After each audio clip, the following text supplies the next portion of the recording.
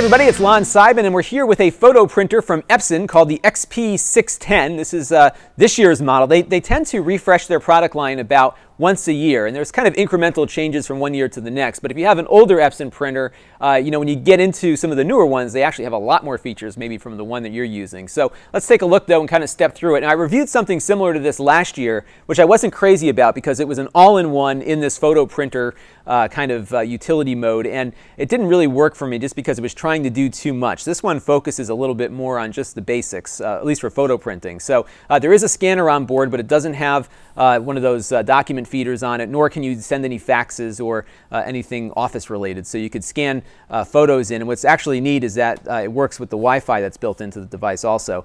There's a little screen on board here, and you have a capacitive touch sensor to kind of move through some of the settings that you can use to configure the printer. We're not going to do too much of that today. You have a memory card slot that you can read from and write to, so you could scan to the memory card from the scanner, or you can grab this out of your digital camera and load your photos into the printer to print out. Now I should add though that it doesn't work with camera raw, which is what a lot of people who use SLR cameras are shooting in. So it only reads JPEG, just so you're aware of that.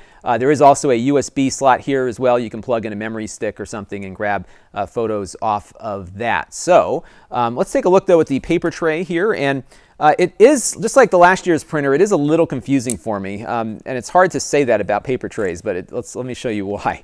So there's two trays here. There's a bottom tray which I load paper in, and it isn't all that deep, so you can really only get about 50 sheets of paper in here. It's not a lot. I only have a few in here right now, but it doesn't have a lot of capacity. And you also have a photo tray here as well. I have 4x6 paper loaded in right now.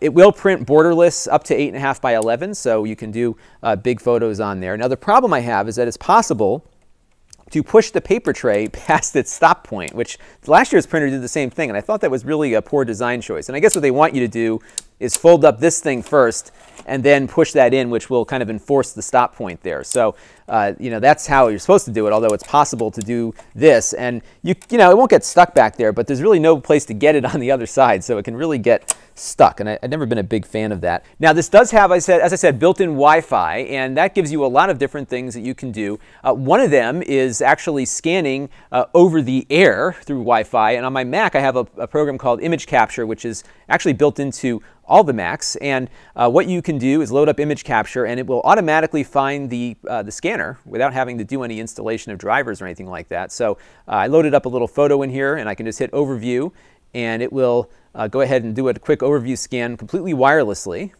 and it will pop up here, and then we can of course scan this into our Mac and dump it over to, well, it's white right now so I didn't actually put anything in the scanner bed, but let me put this in here.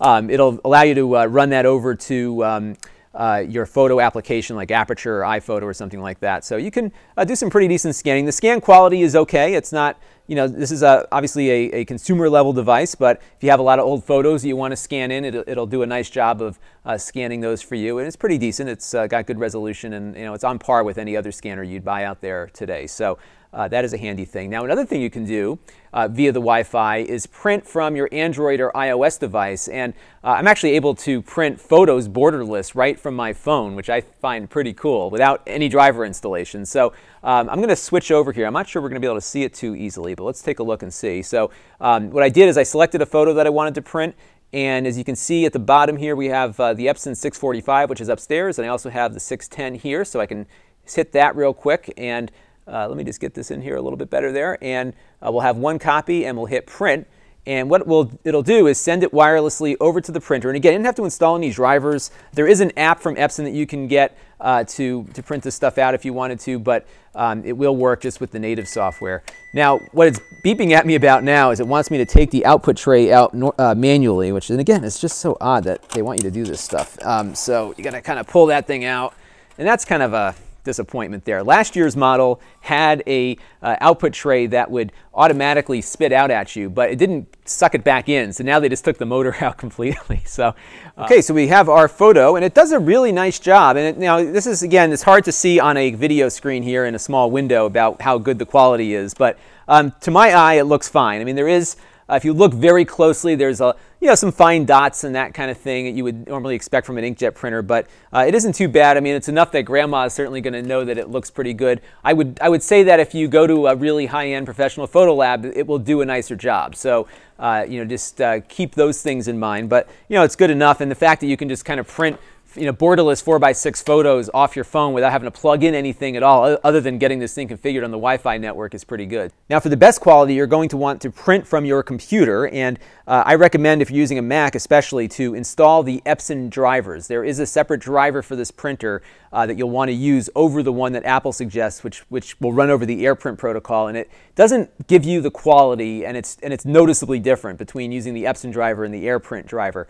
So select that Epson driver, get that in there, download it if you have to, because it will make a significant difference in quality. So here's an image I'm going to print from my Aperture library. I'm just going to set up a couple of things. I already have it set for 4x6 borderless, so I'm going to pass it off to the print driver here.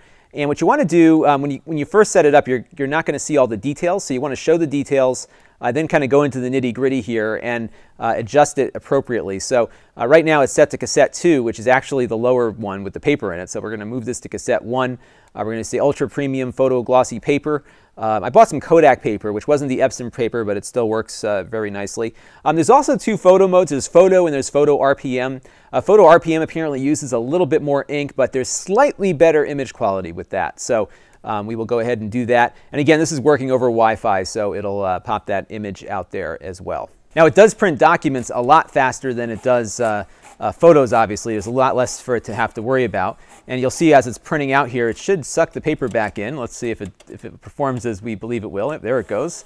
So it'll take it back in, flip the paper over, and give you a 2-sided document. So, do I recommend it? And that's a good question, because it really is going to depend on what your use case is. I've found for my own use that because so many of my friends and family now are using tablets and phones with really high quality retina level displays, they're seeing image quality on their screens that's as good as things that would normally be printed out on paper. So the value and utility for me of printing out photos is slowly diminishing, or actually very quickly diminishing. So when you think about the cost involved, not the cost of purchasing the printer, but the cost of the consumables, the ink especially, but also the high quality photo paper. I went down to my local Staples, and the high quality stuff, the thicker glossy photo paper, will run you about $22 for a box of 100. So that's what I paid for this Kodak paper. Some of the other papers were actually more. You could probably get a better deal on Amazon or thereabouts, but I think your cost per print is going to hover probably in the 50 to 60 cent range. If you're printing 8.5 by 10 or 8 by 10s,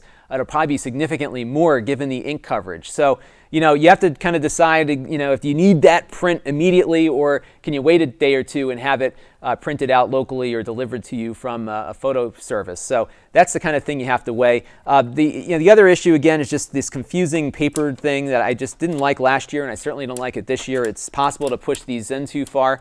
And this paper output tray thing is difficult to get at. So I think those things are a little bothersome, but beyond that, it's a good printer. It has some decent photo quality, and I think if you're in the market for something and you've had good luck with Epsons before, it should work fine for you. The network configuration couldn't be easier, so I've always liked the fact that these are very easy printers to use and set up. But for me, I don't think I'm in the mode anymore for a photo printer, given how I'm using and sharing photos these days. So that is the Epson 610, and this is Lon.TV. Thanks for watching.